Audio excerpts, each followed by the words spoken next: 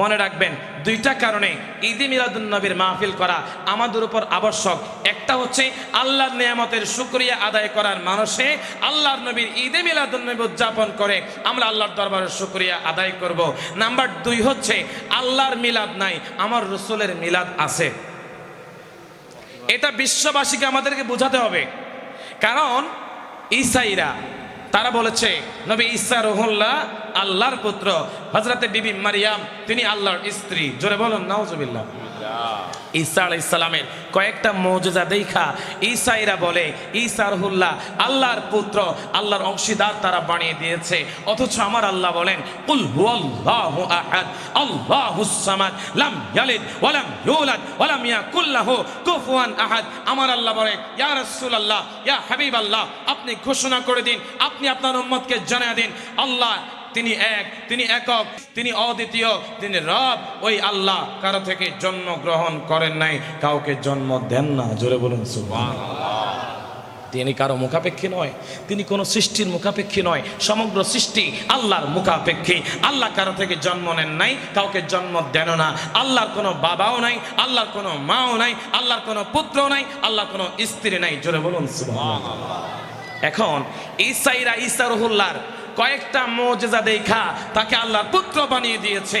হযরতে ওনার আম্মাজান বিবি মারিয়ামকে আল্লাহর স্ত্রী বানিয়ে দিয়েছে। যেহেতু ঈসা রুহুল্লাহ বাবা ছিল না, আমার আল্লাহ কুদরতি ভাবে জিব্রাইল পাঠিয়ে ফুয়ের মাধ্যমে একটা বাতাসের মাধ্যমে হযরতে ঈসা রুহুল্লাহকে ওনার আম্মাজানের গর্ভের মধ্যে স্থানান্তর করে দিয়েছেন। আর ওইখান থেকে পিতা ছাড়া বাবা ছাড়া নবী ঈসা রুহুল্লাহ দুনিয়াতে তাশরীফ এনেছেন। এটা ওনার মুজিজা, আল্লাহর পক্ষ থেকে এই ব্যবস্থাপনা এটা আল্লাহ পাক রব্বুল আলামিন করে দিয়েছেন। কিয়ামত পর্যন্ত আমার নবীর যে শান আজমত রয়েছে, ইমাম জালালউদ্দিন সৈয়দী শাফিঈ রাহমাতুল্লাহ আলাইহি বলেন আমার নবীর একটা দুইটা মুজিজা নয়, আমার নবীর বড় বড় প্রায় ৮৬,০০০ মুজিজা রয়েছে। জোরে বলুন সুবহানাল্লাহ।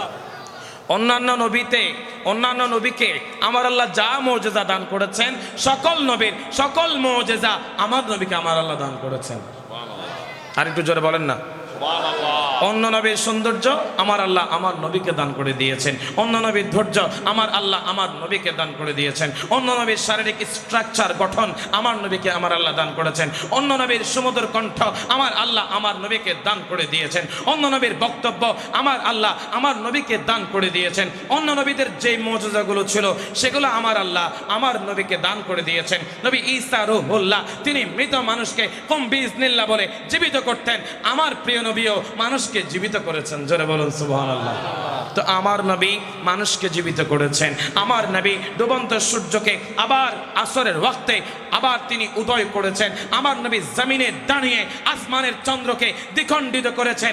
এইভাবে একটা দুইটা নয়, হাজার হাজার মুজিজা আল্লাহর নবীর থেকে প্রকাশ পেয়েছে। কিয়ামত পর্যন্ত কোন উম্মতে মুহাম্মাদি আবেগে যেন এটা বলতে না পারে আল্লাহর নবী তিনি বোধহয় আল্লাহর আরেকটা রূপ। নাউজুবিল্লাহ। কিয়ামত পর্যন্ত কোন মুসলমান, কোন মুমিন, কোন নবীর প্রেমিক যেন আবেগে আমার নবীকে আল্লাহর সাথে শিরিক করতে না পারে, শরীক করতে না পারে, আল্লাহর অংশীদার সাথে মিলাইতে না পারে। সেই জন্য আমাদের একটাই জবাব, আমরা ঈদে মিলাদুন নবী উদযাপন করার মাধ্যমে পৃথিবীবাসীর কাছে একটা মেসেজ, একটা বার্তা পৌঁছাতে যাই, যেটা হচ্ছে আমার আল্লাহর মিলাদ নাই, আমার নবীর মিলাদ আছে। যার মিলাদ নাই তিনি হচ্ছেন আল্লাহ, যার মিলাদ আছে তিনি হচ্ছেন হাবিবুল্লাহ। চিৎকার দিয়ে বলুন সুবহানাল্লাহ।